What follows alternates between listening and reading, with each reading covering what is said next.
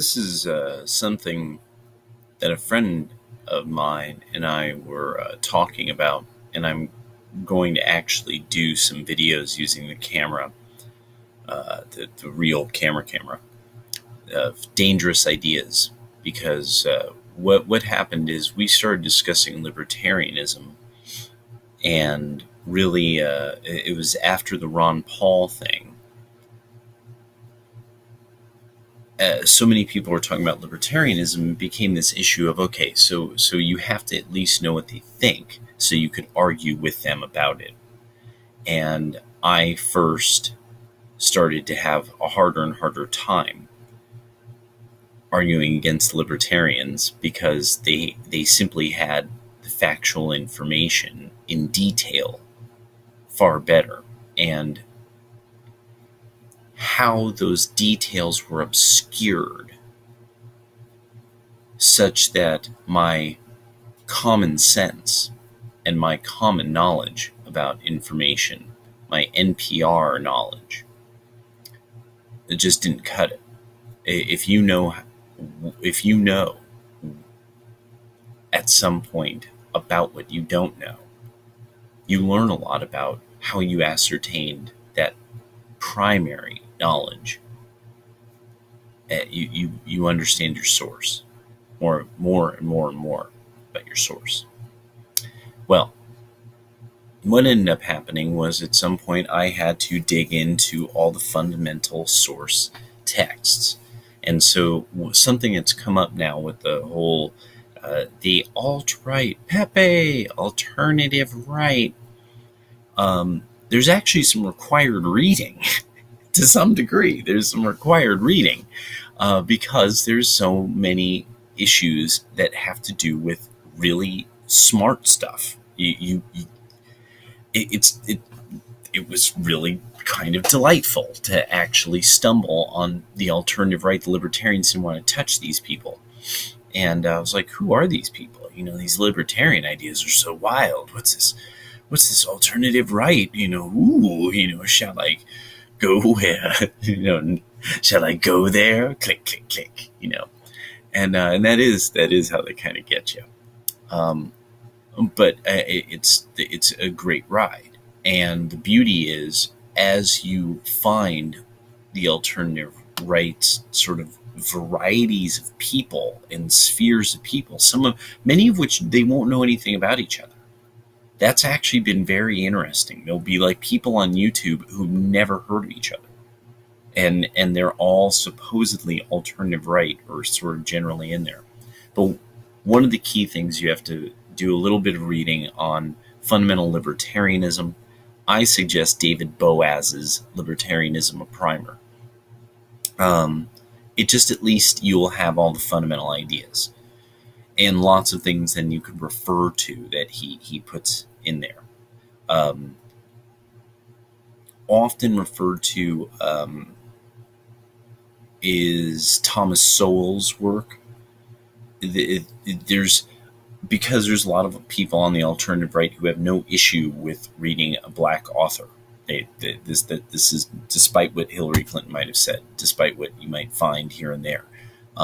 Thomas Sowell's done fantastic, very self-effacing work on Black American history, and so Black Rednecks, White Liberals is one of the finest books on economics and the history of different ethnic groups and what America's really about, what you could demonstrate about what Americans really do, not what the people in newspapers say, not what the authors say, not the Upton Sinclairs, not the Bertrand Russells, no, what do Americans do on the ground?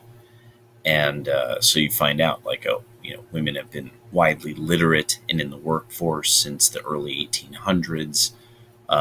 You find out, black people in the 1950s were generally doing far better than they are now, and they would have been there. There wouldn't be a thing really poor black mass poor black people. It wouldn't exist.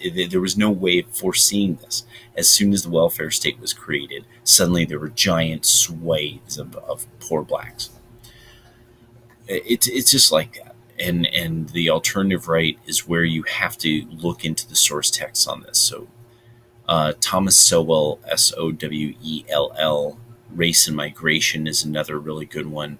A big part of this came from the housing collapse. People wanted to understand the economics of that, so they had to learn about the Federal Reserve. They also had to learn about the nature of money. What you are seeing right now, reference book, Currency War. That's what we're in right now. We're seeing the last stages of the currency war, and soon everything will turn into hot war, unless the various powers that be or various classes of people really work against it. And probably, if Donald Trump's elected, we won't see a hot war. Another very, very important thing to read that you don't even have to buy the book, it's just here on the internet, is Mencius. So fundamentally, Mencius, Moldbug's essays that are called the Dark Enlightenment. And it gets into who the Puritans were and how important Puritanism has been to the American tradition of, literacy, the equality, and almost every high ideal. Once you read that's a tough one. It's so dry, it's so dense, but you truly understand once you read Mencius Moldbug and his argument that what the liberals are is a thing best put in the term of the cathedral, and that you have these tiers, these endless tiers of power and offices of these serving progress and serving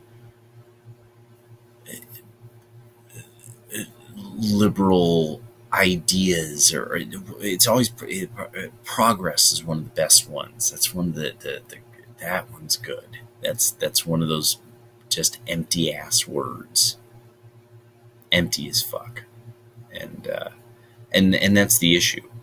Is you see, you all have to now, all this liberals and all the left, you have to come after the alternative right, and really you have to debunk Mencius Moldbug. You have to debunk the work of Thomas Sowell and the Hoover Institute. Like, you now have to debunk it all. You have to debunk Cato. You have to debunk the actual data points now.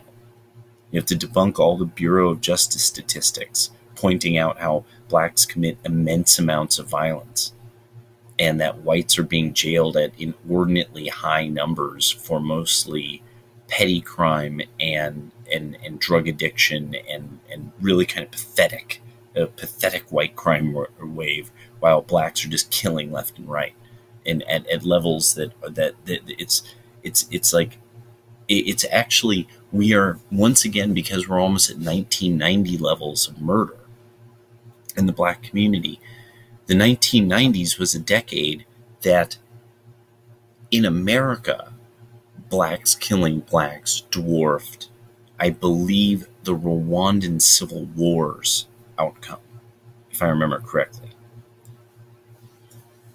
That was truly a shocking stat when I heard about that. The 90s, when you totaled up all of the dead black kids who had killed each other, you had a larger number than Rwanda. You know, Rwanda was one of the places where there were black Nazis. And I mean it, really. I mean, like, you could find village schools with swastikas built out of some kind of odd items, because there was a German colony there. It's real weird.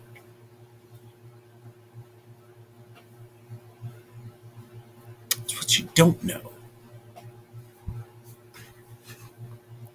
So get reading, suckers.